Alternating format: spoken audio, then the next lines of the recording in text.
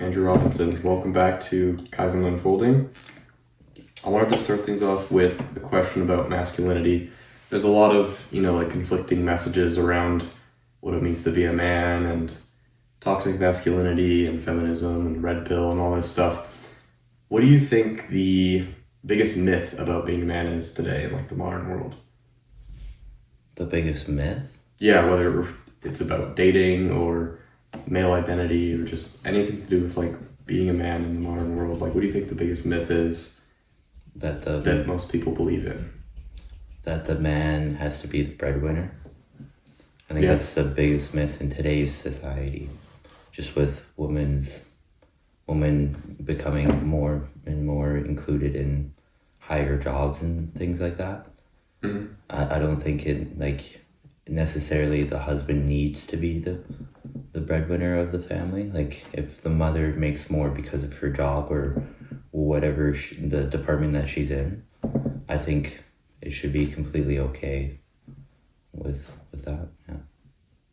I do agree that it's fine. It's okay if men aren't the breadwinners, but do you think that there's a part of our biological instincts perhaps that lend men to that role better? Because there are some studies on relationships where women make more than the man in heterosexual relationships, and the relationship satisfaction is, I don't know if it's significantly lower, and I can't cite any exact numbers, but I know there was a correlation between the woman making more in the relationship and the relationship satisfaction being lower. So do you think there's I guess, I don't know what my question would be, but do you think there's a biological element to it that men are, the classic providers and protectors?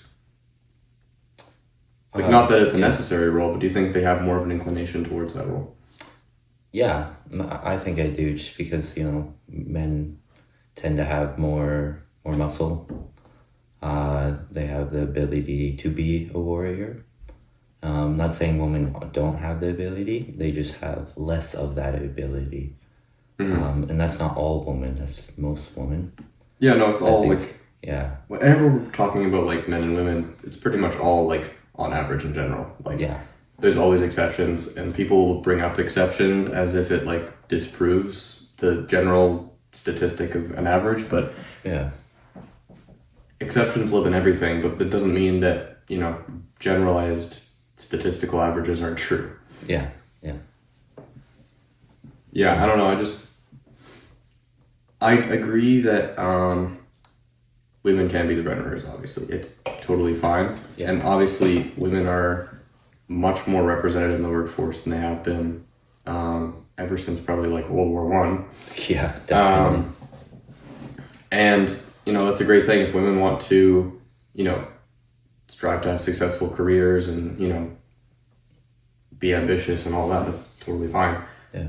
There is, sort of an unfair biological aspect to it, though, which is that if you do want to have a family, women have less time to make that choice, right? Mm. Up to a certain age, they're faced with a tough decision around 35 to 40. Yeah. Do I want to have kids? Do I want to pursue my career more? Mm. And men don't have that burden as much.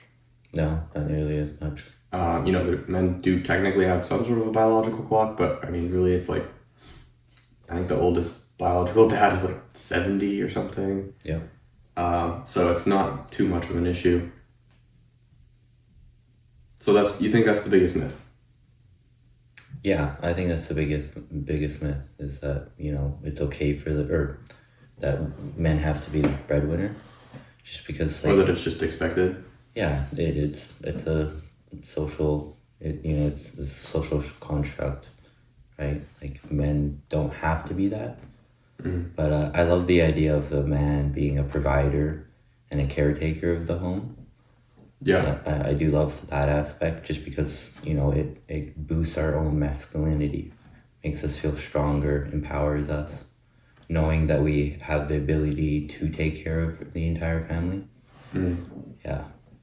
Yeah, we do. We like to feel useful. Yeah, definitely. That's for sure. Yeah.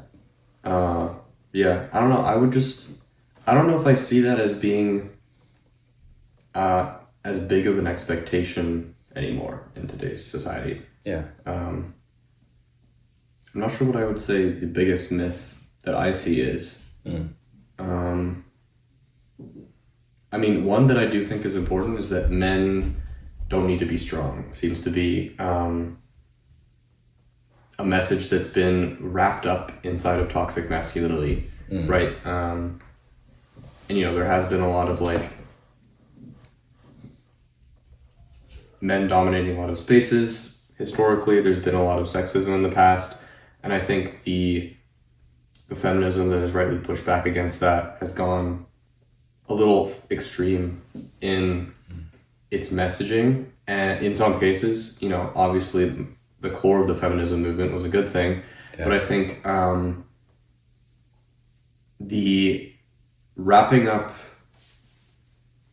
toxic masculinity has sort of spread to just sort of include all aspects of masculine strength, right? Ambition is toxic, strength is toxic, power is toxic, being physically strong is toxic, and in today's society, it's not really acceptable for men to be any of these things, and I think that's an issue because a lot of these aspects are important parts of being a man, right? Like when I say, I've said in some of my videos recently, like you need to be dangerous. That doesn't mean you need to be cruel and harmful to other people. It means you need to have the capability to hurt people, because think of like the archetypal knight in shining armor. A knight in shining armor is dangerous. He's like skilled with the sword, but he kills dragons. He doesn't kill innocent people. He doesn't hurt people that don't, that aren't doing anything wrong. Yeah. Strength is about providing protection for those who need it, caring for others, and creating safety around the people you care about. Yeah. Like a weak man abuses his power at the expense of others, and a strong, virtuous man is the guy who stands up to the weak man and uses his power for good. So like power, ambition, and strength, these aren't like negative traits that need to be suppressed, because weak men aren't what we want for society. Weak men don't get anything done. And it's not just like physical strength, like it's like a Kaizen, like strong heart, strong mind. You need to be strong in multiple aspects. Yeah. It's not just a matter of like, building a bunch of muscle. Yeah, totally. I 100% agree. Yeah, that's one of the things that I see being a myth the most, but it's really difficult to walk that line of the balance, because it's hard to push back against the extremes of feminism saying that all masculinity is toxic or all men are bad or whatever, without straying into, red pill territory and Manosphere territory.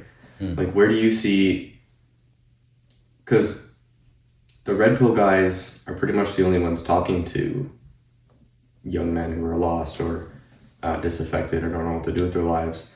Where do you see like that message getting contorted by them? What exactly is the red pill guys? Like Andrew Tate, Oh yeah, guys like surrounding podcasters and influencers who are sort of in that sphere. That's what people usually like refer to as like the red pill or the manosphere. It's like interesting. Typically right wing, but not always. Just just like more of a negative influence. Yeah, they're like negative masculine role models, but they're the only guys that are like, meeting young men where they're at, where their, loneliness rates are super high, suicide rates are super high, crime rates are super high, et cetera, et cetera. And the issue with a lot of their messaging is, they identify the right problems, but then they just go, oh, it's women's fault. And, men should be sleeping around with a bunch of women and all this this macho fake masculinity that's, like, oh, I'm riding my Bugatti and I got all these hoes and blah, blah, blah. Yeah. That's not, that's like a caricature. Yeah. Like Jimmy Carr, who's a great comedian, says, Andrew Tate is what a 12-year-old thinks a real man is. Yeah. That's basically that sounds right. Yeah, it's like a living caricature of like what a little boy thinks a man should be. So like a lot of their messaging gets contorted into basically the other further extreme of, instead of saying that all masculinity is bad, you're just saying all masculinity is good, and women are the problem for all, like the source of all men's problems, basically. Yeah. Which is, obviously like the extreme in the other direction. Yeah. So have you not like encountered a lot of that online, or? Pardon? Have you, like, you said you were unclear about what the red pill was, or like Manosphere. Have you not seen a lot of red pill content or anything? No, I haven't heard of that term before. Oh, wow. Yeah, but it makes total sense. Yeah. Yeah. So you haven't like heard of it at all, or seen of it, or anything? No, none of it. Interesting. Yeah. Is it something that's trending or kind of unknown? It's relatively popular, yeah. I mean, like, the looks maxing community's tied into it as well, with like clavicular and all that. Yeah, I just got into what that actually meant, look maxing. Yeah, like clavicular is pretty popular at the moment, but yeah, I would say that is like red pill adjacent, or not necessarily like the same type of deal, but there's definitely a lot of overlap between certain things they talk about and whatever. Like, a lot of extreme look maxers will say that like women only care about your looks and your height, and if you're chopped in the face, you're just screwed and you're gonna die lonely. All this ridiculous stuff. So I think those guys have it all wrong. I think they're more towards self-centered and egotistical. Oh yeah, for sure. And like I feel like even if they were a woman and they were that way, it would be the same way. Very egotistical. Like what I mean like that by that is like them promoting toxic femininity. So I think they have it all wrong. I think women are nowhere near towards the problem. I think women actually empower men, especially if it's a healthy relationship between a male and a female. For sure. The female can empower the man by giving him the opportunity to provide for her, like taking in groceries or something like that. A woman will pick up 2 things or something, and you notice that you have 1 bag, so you offer to take it. She's giving you an opportunity to grab it from her. I guess that's a bit of a bad example, but that's. I get what you mean. Yeah, you got what I mean. I honestly think women are the reason why men. You're saying that like women create the conditions for men to push themselves to be better, to better serve women. Yeah, in all areas of life, I think so. Yeah, I think it works both ways as well. Yeah, 100%. A healthy relationship would go both ways. Yeah. Yeah. So I think those red pill guys just are very up in their head and all about themselves. And so they promote these ideas, these toxic masculinity ideas, that women are the issue, when in reality that it's definitely not that. Yeah. Yeah, I mean, most of these guys, they've really just been hurt by maybe a woman or a few women in the past. They've had bad experiences, and that has clouded their judgment as to just generalizing it to all women and saying, oh, this must just be the nature of women. This is just how all women are. Yeah. And I think the exact same thing happens with extreme feminists who've had a bad experience with men. And I get it. It's really hard to, when all of your experiences personally for you in your life have been bad with, members of the opposite sex, like say you're a woman and like every man you've known has either lied to you or cheated on you or abused you in some way. Yeah. Of course, it's like incredibly difficult to see past that and go, there are good men out there. Yeah. Vice versa, if you're a guy who's been constantly rejected and criticized and made fun of and, maybe falsely accused of rape or something, like you would think the worst of women because you've only seen the worst of women, and you would think there's no good women out there. So it's someone who's basically trapped in this bubble because they can't see outside of it. And it's definitely difficult to get through to them and like try to give them hope and like, hey, there are better people out there. There are good men and good women out there. And it's just, it's how these communities form and how these, toxic ideas spread. Yeah. Because there is true toxic masculinity in the world, and there is true toxic femininity in the world. Yeah. But the issue is that focusing on them as the problem doesn't help us actually get anything done, really. What helps get things done is looking at ourselves and going, okay, how am I showing up in the world? How am I showing up as a man or a woman? What are the traits I want to embody? And I think it's important to look at yourself and then realize, like, what are the parts, like, I think the way to be the best man is just to, like, you already know the traits that make a good man. And if you don't, then you can try and find it on the world, or you can play the game of how would I want to be treated. Yeah. And you just, the way to not solve the masculinity problem, but the way to work towards a better society where the gender divide is less divided is to just be the man you want to see in the world. Yeah, there's a quote that my mom actually wrote to me on a piece of paper, and it says, a man will always know what is truth. And I often think about that, and you just bringing that up just reminded me of that. Yeah. That a man will know what is truth. I believe that's how it goes. Truth for himself, truth for the world, or just a man will know just truth. what is truth. Yeah. And I think she wrote that to empower me, because she was put down a lot of the time by men, and so she wrote that for me to know what I know is true, what is good or bad, evil versus good. Yeah, it's actually kind of crazy I brought it up.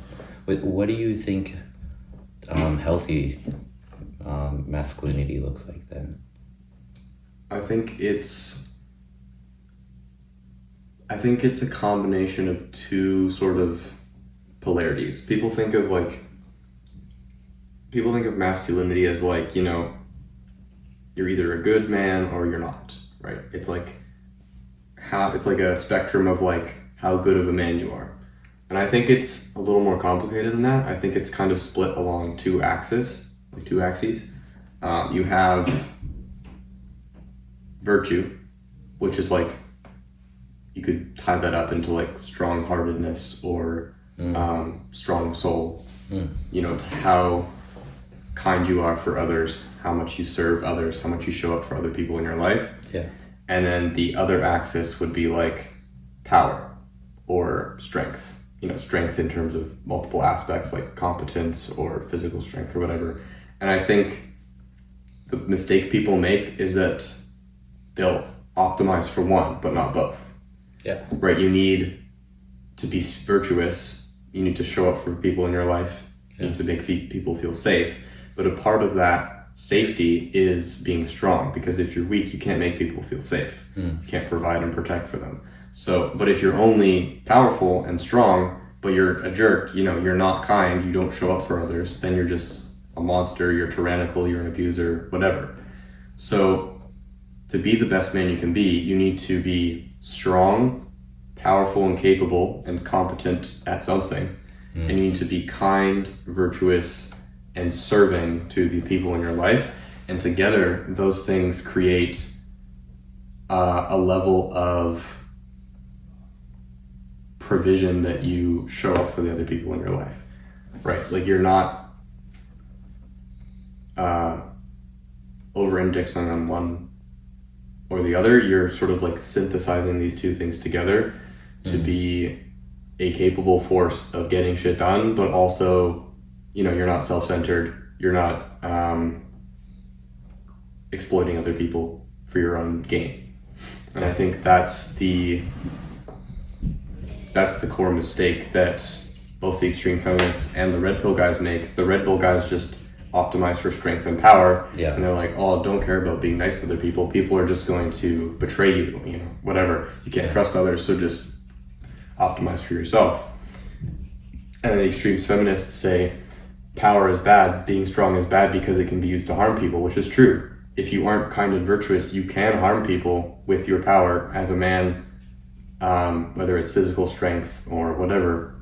It can be used in a negative way. And that's why it's important that you need to use it in a positive way. But the issue is when you don't admit that strength and power are necessary, you just end up with a bunch of weak, nice guys. And this is like the problem that so many dudes have in dating when they're so confused about like, you know, I'm such a nice guy, but girls never want to date me. I keep getting rejected. I keep, you know, I'm so nice, but I hear them say, oh, you're like a brother to me, or like, you're such a great guy, but I don't, you know, I'm not interested, or you'll find someone great one day, but not me, right? Like, that's because you've optimized for being nice without realizing there's this whole other like axis that you need to work along as well. And I think it even plays in like the bad boy archetype, where nice guys will get confused, like, you know, why does she sleep with this guy? He's a jerk. And that's because sometimes women might be attracted to the bad boy because he's strong and capable, but he's not the nicest. But, you know, given between the choice, sometimes women are going to pick the strong bad boy over the weak nice guy. And that's just a harsh reality of the world. And that's why guys get so confused, because they think it's one spectrum of just being like, you know, good man, bad man, but it's more complex than that. What are your thoughts on like this two-axis model? Yeah, so basically what you're saying is that, you know, men should balance between power and virtue, right? Pretty much, yeah. Yeah. But it's, you know, carefully defining the words, because like power, people usually have like a negative connotation for it, and strength, people only think about like physical strength. Yeah. Power is the best word I can think of, but yeah, like power in the sense of like ability to get things done, not in like power of like will over others, because people think of power as like this thing people get hungry for and lost in. You know, like whether it's chasing wealth or whatever, status games. But yeah, basically power and virtue are like these two. And of course, if you're like, you're mean, like you're not virtuous and you're not powerful, then like you've got a lot of work to do. You're just a weak jerk at that point. It's definitely a balance. You definitely have to balance each side of that to be able to grow. There's a great quote, and it's in the book Lighting the Eighth Fire, and it says the most. Sorry, what's the book? Lighting the Eighth Fire. Lighting the eighth. The eighth fire. Okay. Yeah, the eighth fire. I haven't heard of that one. Yeah, and in it's speaking about an indigenous nation who uplifts their men in a masculine way by teaching them hunting practices and other things like that. Anyway, in their program, they have the thing that they always say, and it's the most warrior thing you can do is get healthy. And that doesn't mean just physically healthy. That means mentally healthy, spiritually healthy. You have to be able to be healthy in all three areas to be able to provide for your family or the community, to have the strength to go out there and go hunt, and various other things. But that's a powerful quote that I like to tell myself when it comes to trying to uplift myself, especially my own masculinity. I was raised in a home with all sisters, 6 sisters, so having a bit of a feminine side is something that I'm kind of open about, but that's not meaning that I'm feminine, like, whatsoever. I just have a little bit of it. What I mean by like that is like I'm more emotionally intelligent because of my sisters taught me how to be emotional and how to display those emotions. So when it comes to bettering myself, I try to better all three. I try to better my spiritual side and my mental side and my physical side. And that sounds like what you're trying to say about balancing between virtue and power. It's like the same idea. You want to balance all three aspects of yourself to be able to help and provide for others. And that's the whole idea about indigenous masculinity, it's about bettering yourself so you could better others. And that links like to the idea of Dr. Aldridge, social interest, right? And social interest isn't about how well you can be social with others, but how much you contribute to society and how much you are able to connect to others, and how empathetic you are with others, right? So yeah, I kind of see the link between those. Yeah. Yeah. And I didn't fully answer your question. You said, what is my idea of healthy masculinity? I think to tie it all, like, that's the basis of it, of the model. Yeah. But to tie it all together would be, the extreme of both of those, not the extreme, but like, further along both of those axes of virtue and power.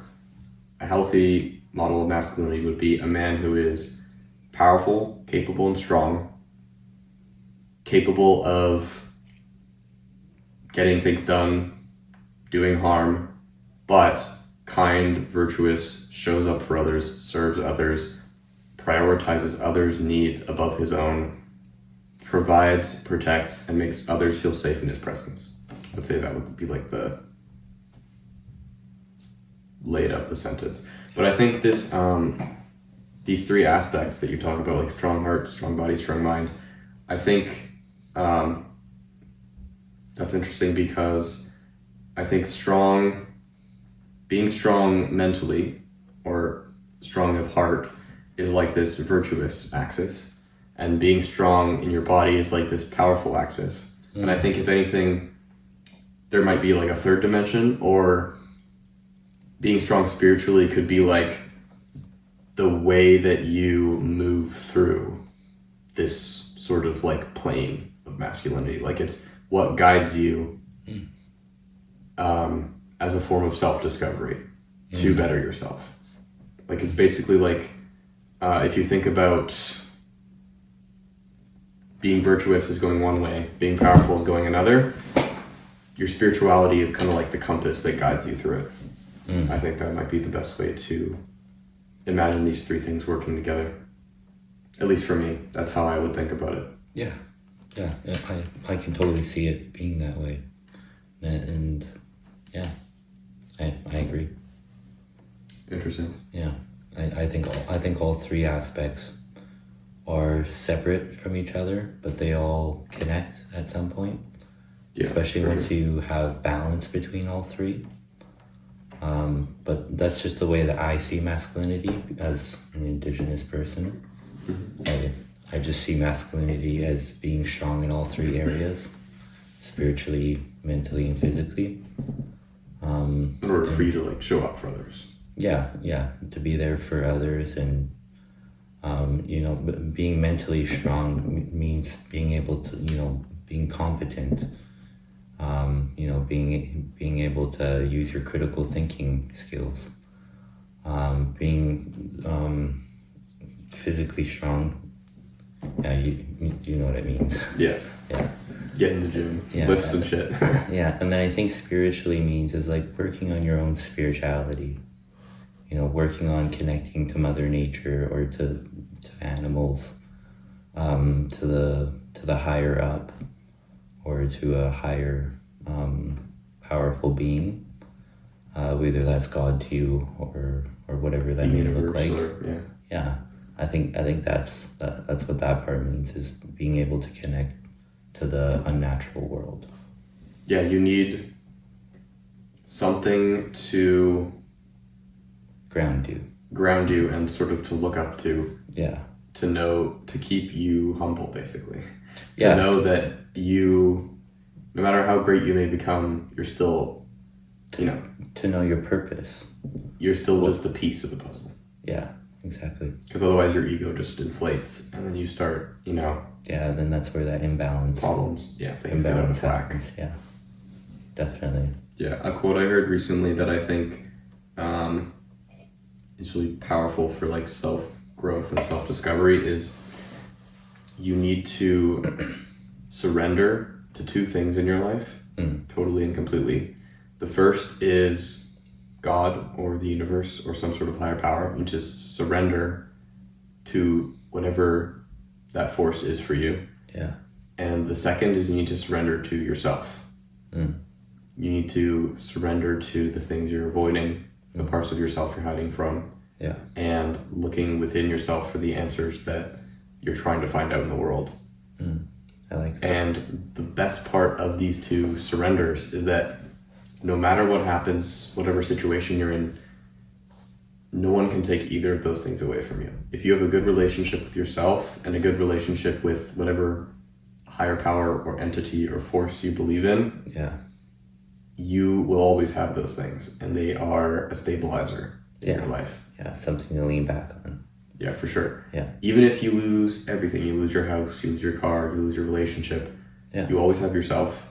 Mm. You always have your relationship with some sort of higher entity. No matter how hard it may be to lean on those things, Yeah. that is what people turn to in times of absolute hardship. And if you can strengthen those relationships when you're in a good period of life, Yeah. then you'll be in less of a desperate position if things go badly. Yeah. Yeah. I wanted to open up a little and connect with the nice guy sort of zone of being all virtuous and not strong or not powerful, because Yeah. that's kind of, at least especially in the dating sense, that's where I've sort of come from. Yeah. All my past experience is that, as a guy, you're growing up, you're looking for advice on finding a partner, getting into dating and stuff, and you just hear this classic stock line like, oh, just be nice, or just, oh, be yourself, and things will be fine, it'll work out. Yeah. And that advice isn't terrible on the surface, but the issue is that when you hear that, it makes it seem like you're fine as you are and you just need to be nice. Mm. And you just need to be kind, and being nice and kind are important, obviously. Yeah. Women don't want to date jerks. Yeah. But you can't just be nice. Because if you're just nice, as I've talked about with the whole power and strength thing, you can't get anything done. Yeah. You're not strong enough to support a family or provide and protect.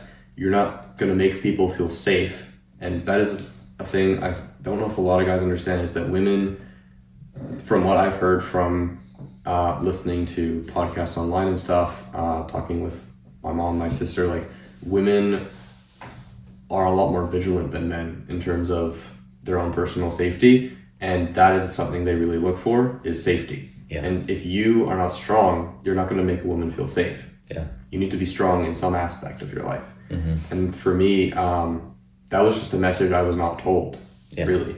Like, and that's, I think a lot of guys can empathize with that message, because they fall into this nice guy trap where, they're trying to nice their way into being strong, which is just not going to happen at all, because they're two entirely different ball games. Mm.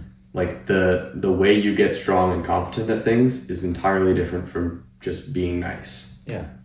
And being virtuous, showing up for other people. Like, you can be a great guy, super virtuous, but if you're not strong, you're gonna have a rough time in the dating world, because you're gonna hear the lines that I've heard so many times, like, oh, you're such a great guy, but I'm not interested, or oh, you're, you get stuck in the friend zone maybe at some point, but that's more of a place you put yourself in because you're hoping they'll change their mind. Yeah. But yeah, I think communication could go a long way for the nice guy as well. Yeah. Like being powerful in communication. Just because communication is such a important role in dating. Being able to demonstrate your own communication skills. Yeah, for sure. Is something women look for. And even though you're a nice guy, the way that you word or the way that you communicate may give a sense of that you are more of a people pleaser, or you're more of a, too nice of a guy, less powerful of a guy. Well, part that plays into it is that it's kind of like it turns into this sort of negative spiral, because the niceness usually only focusing on niceness and being kind ends up getting you into a lot of positions, as I was talking about, where you're in the friend zone, you're getting rejected, or women say how great you are, but they don't want to be with you. You end up having these bad experiences, and it's really easy to get incredibly insecure about yourself because, you know, you have enough bad experiences with women where they aren't interested and you're getting rejected and stuff. It's only a matter of time before you start realizing, okay, who is the common denominator here? It's me. So clearly something is different with me, something I'm doing, or maybe something's wrong with me. That's like the really bad way to spin it. Yeah. You start thinking, what am I doing wrong? So then there's sort of two paths you can go down, where you spiral into victim mentality and you start getting incredibly insecure about yourself and you start blaming women for all your problems. Then you enter into like the dark red pill spaces where you're like, you know, a sexist incel who's like raging about why women hate men and all this stuff. And the other way you can go is to start working on yourself. And that's the harder path. It's way easier just to be a jerk. Yeah. But the harder path is the right path. And that's where you start working on yourself. And that's the path, thankfully, that I went down. Because there was a time, like, it's interesting to me that you haven't really heard of like this red pill stuff or Manosphere content at all, because there was a time for me where I was very insecure with myself, and I was definitely consuming like a lot of red pill content. And I was never getting into it and getting into like a sexist mindset, but I was kind of like, I was consuming this red pill content because they were the only guys talking to me, and I was trying to like weed out the useful stuff from the sexist stuff, but I would have to like watch all of this degrading stuff and sort of like brush off the sexism and like ignore it, and like to pretend that has no effect on your mind.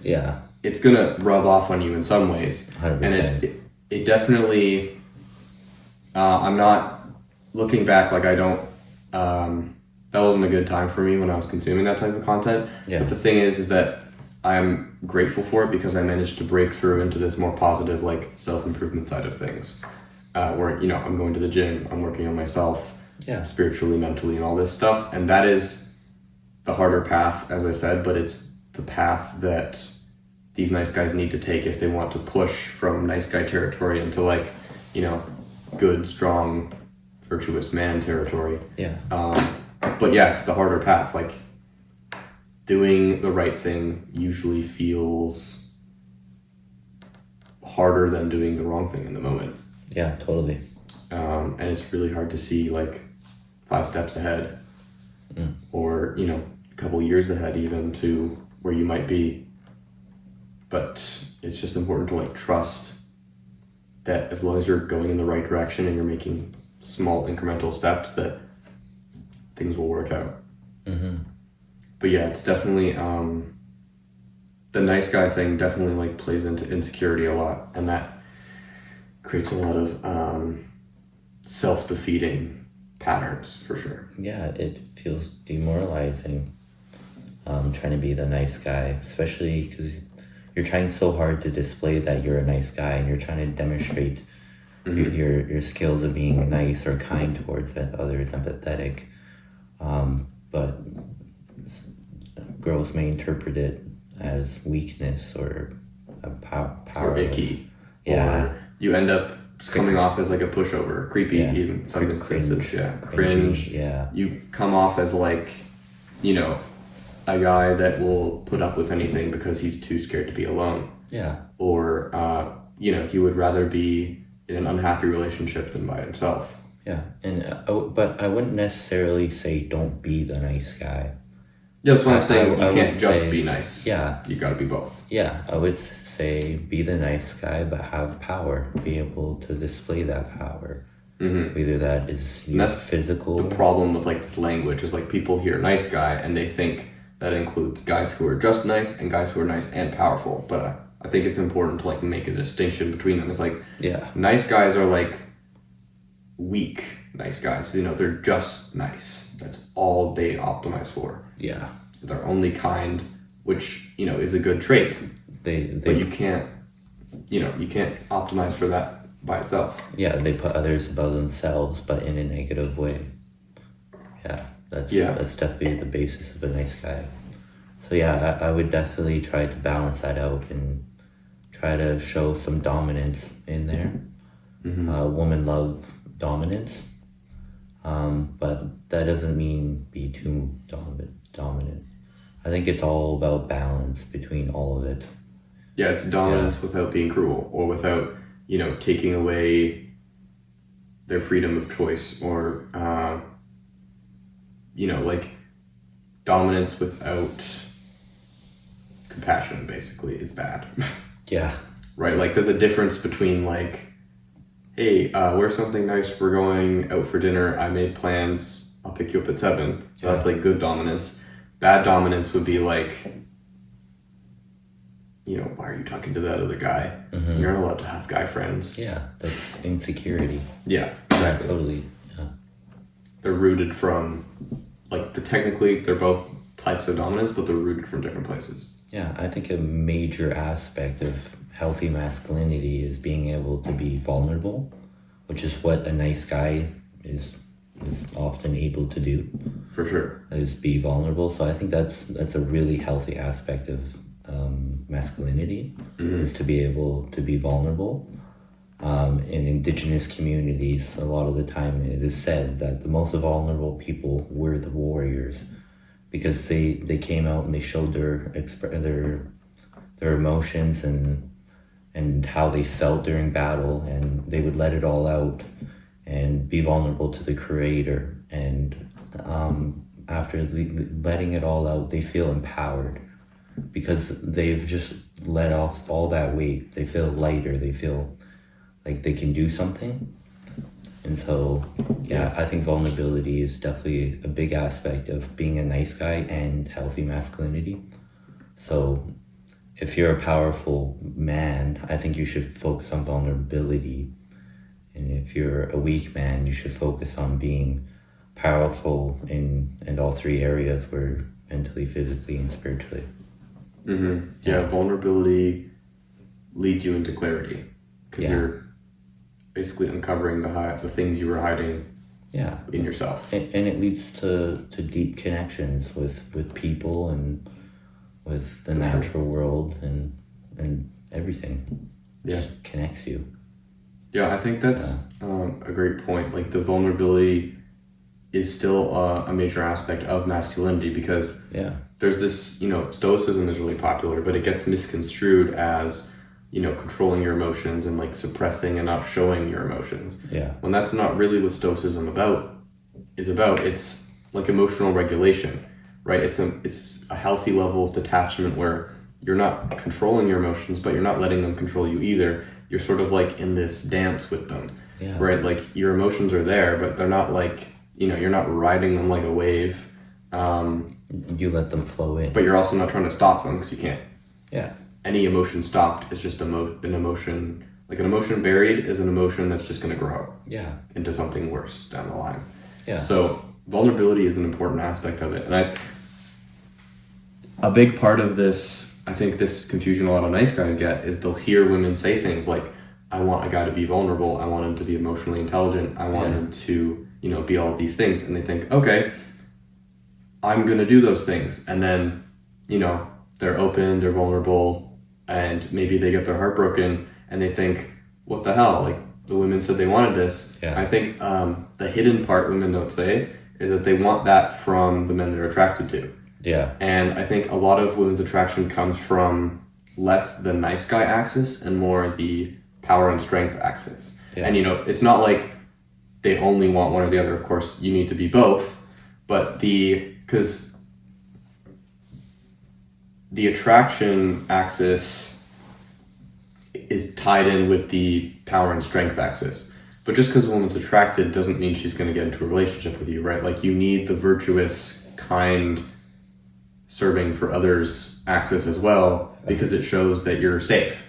Yeah. It shows that you're willing to invest in, like, your partner long term and whatever. So that's why you need both.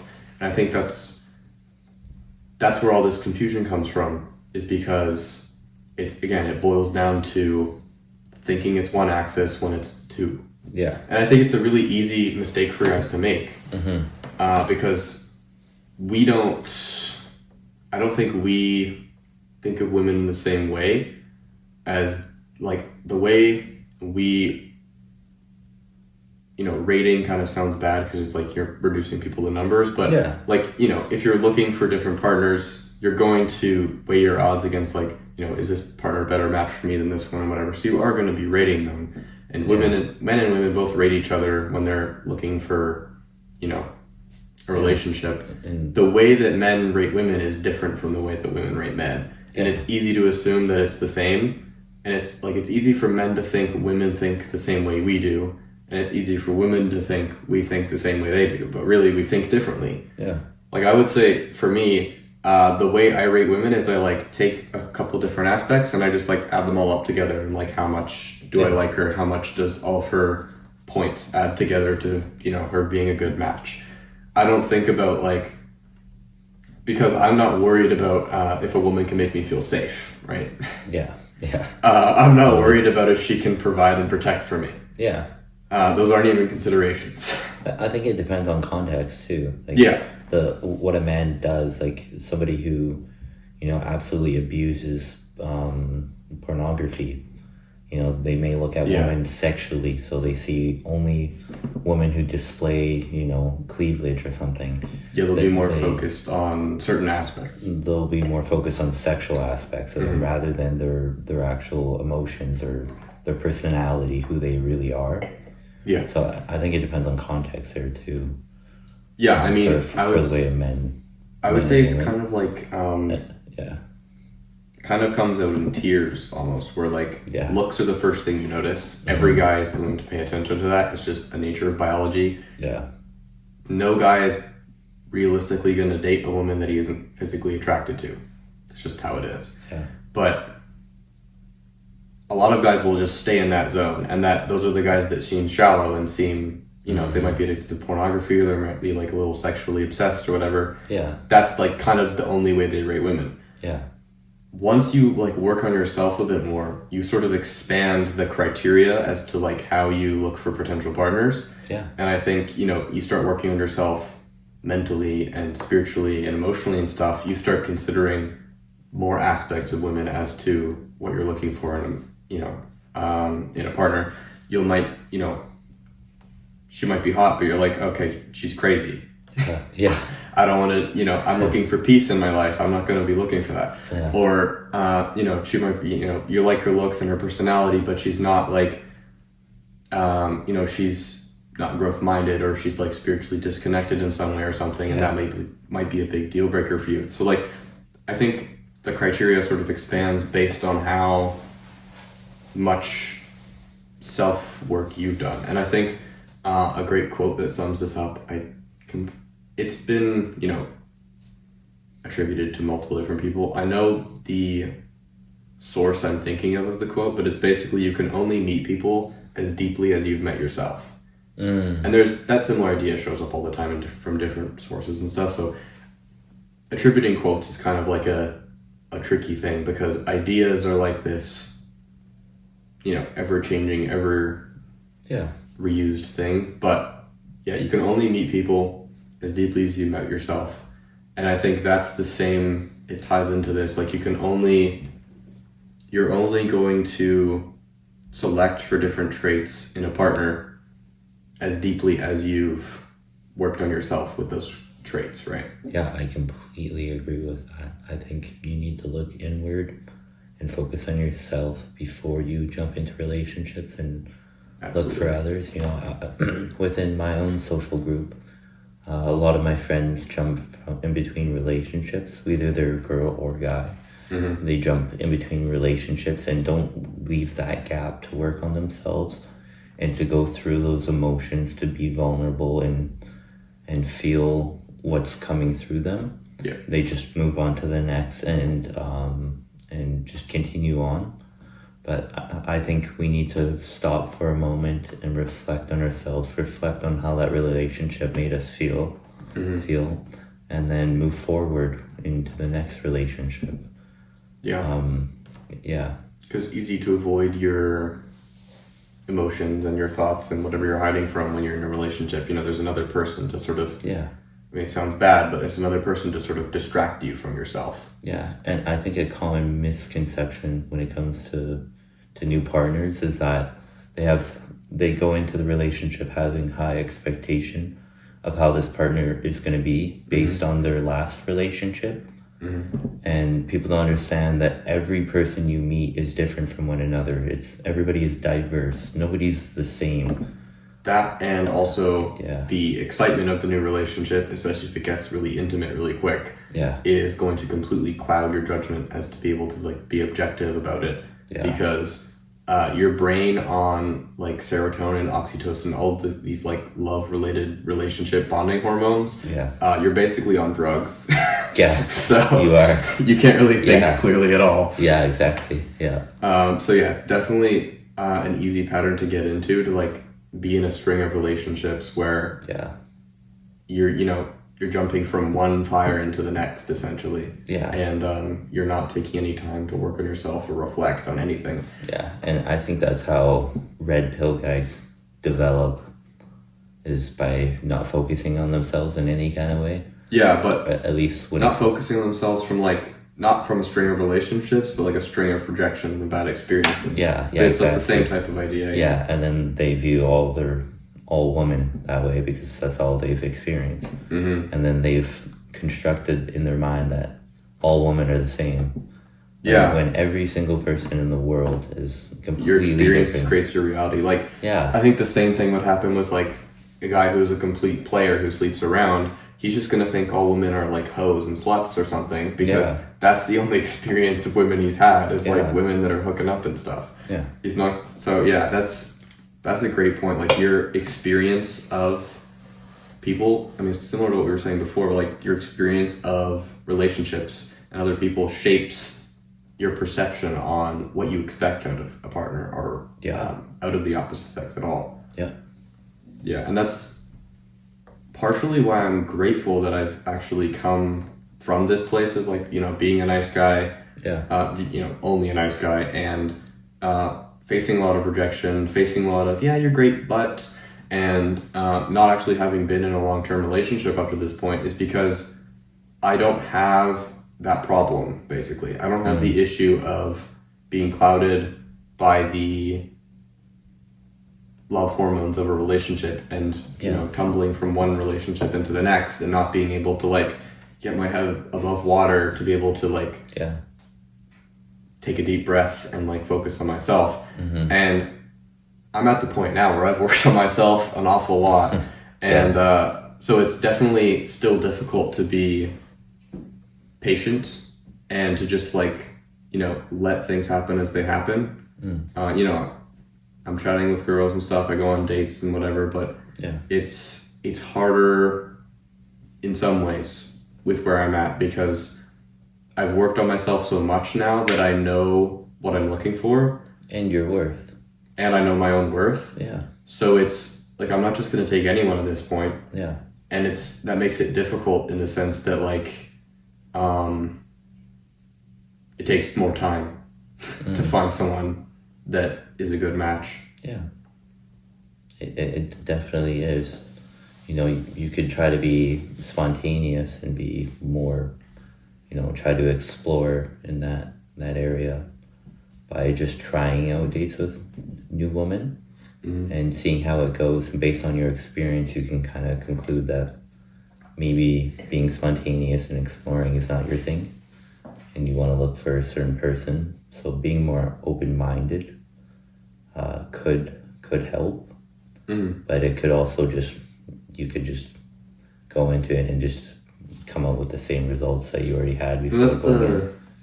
I mean, I'm not like looking for a specific person. Like, I'm not boxing myself into like a fantasy or anything. I'm definitely trying to be open to the approach I try and have now is just to talk to everybody. And you've probably noticed that more and more in like recent months. Like, I just talk with all sorts of different people at the gym. I talk with girls I'm interested in. I talk with old dudes at the gym. Like, I talk with all sorts of people. Just to connect. And I mean, at first when I started, it was like a way to like practice socializing. Because I had, I was like shy and awkward and stuff. But now it's at the point where I just like enjoy talking to people. So it's not even a thing I really think about. But it's definitely difficult having come from like this nice guy insecurity past, because a lot of that, like, I've worked on it a lot obviously, but a lot of it still lingers. Yeah, definitely. And it's still like a hurdle I have to get past. Yeah. Because it's like my brain has just been conditioned to think that, like, you know, expressing romantic interest is like danger territory because you're about to get rejected and you're about to get, you know, whatever, you're about to feel embarrassed and terrible about yourself and all this stuff. So my brain, you know, your brain creates a conditioned response to try and make itself feel safe, even if it's the exact thing that is hindering what you want. Yeah. Because being insecure, being unsure of your own worth, being hesitant and awkward and all that is counterproductive to finding a meaningful relationship. Yeah, definitely. But your brain doesn't really care. It just wants to make you not feel bad. Yeah. So that's the struggle, is that the very thing that you don't want to feel, in your avoidance of that thing, you end up feeling more of the thing you don't want to feel. Yeah. I think, like I said before, I think communication plays a major role in all that, because the way that you communicate is so important. What are we at? Sure. No, I was just checking the time. Go ahead. What are we at, like an hour? 58 minutes, yeah. Oh, yeah. I think communication plays a major role when it comes to relationships. Yeah, for sure. And like the way that you introduce yourself to a new girl is very important. I think first impressions are very important, and it all depends on mood. Like the way you communicate, or you should communicate based on the mood that you're receiving or the vibes that you're receiving. Like your energy? Yeah, like if they're humorous, you should match that energy. If they're a little bit darker, somewhat kind of match their energy, but try to uplift them. Like it all depends. it all depends on vibes and moods and the energy that you're feeling, right? And then you communicate back to them, and that it just creates like an instant connection between you two. Yeah, because you guys are on the same wave. I would say it's more. I agree with you. I would just add a clarification. I would say it's more about like, just being like authentic and open to your own energy, and then seeing who matches that, instead of trying to like match the other person, because then you're like, you know, playing a bit of a role. You're like performing a bit. Like it's fine to like meet people where they're at in a sense, but you don't want to be like trying to change your whole vibe based on like whoever you're talking to. Yeah, communication is also, it's a learned thing. Yeah. So or practiced, like learn through knowledge or practice. Yeah, exactly. So you should definitely practice communication skills. Yeah, I mean, you can practice it by just having conversations, but you can also practice it by like, you know, reading books and watching YouTube videos and all that. But I would say it's probably easier just to like do it more. With a lot of things, like there's only so much learning about the thing can teach you. Yeah. And a lot of knowledge, especially like I think it's called procedural knowledge, which is like, you know, riding a bike or playing a piano and stuff. Like the best way to learn these types of things is to just do them. Yeah. You know, you can watch as many videos as you want about how to ride a bike, but the best way to learn to do it is just to do it and try until you get better. Yeah. Or, you know, lifting weights in the gym. There's a lot of value you can learn from, you know, reading scientific studies about lifting weights or learning about different optimal exercise techniques and stuff. But I think the most important factor is just to do a lot of reps and you'll just get better at it. Yeah. And I think that applies to a lot of things. Yeah, definitely. And I mean, that definitely applies to conversation and communication skills. And a really difficult part of communication is like sort of getting out of your own way.